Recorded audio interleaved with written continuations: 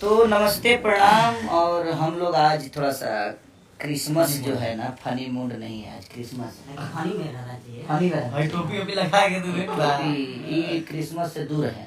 ये हमारे क्या क्या नाम है आपका? संता संता कुंज। एगो संता बंटा जो है वो बनारस में है। विवेक बाबू बनारस में है। अभी थोड़ा सा वो घर का काम करा रहे हैं। उनके जी में मैंने दिया है कि गांव वाला घर का इंटीरियर सारा क्लियर करा गया। जब तक गाना बजाना सब लोग दूर है, जब तक हम लोग गाना बजाना से दूर है तब तक विवेक जी आप अपना वो काम करिए, प्लास्टर। और सोनू बाबू अभी थोड़ा सा इनको यहाँ का प्रॉपर्टी जो है वो सब क्लियर करा रहे हैं। अभी हम लोग खाली प्रॉपर्टी क्लियर करा रहे हैं। अभी कोई गाना बजाना और आप लोगों का प्यार आशीर्वाद जो खरबूजा को मिला है। हाँ?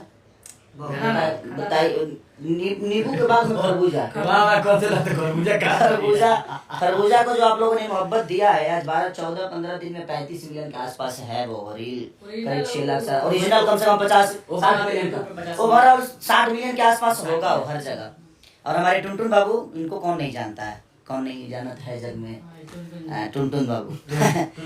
टुनटुन और इनका नाम ही काफी है।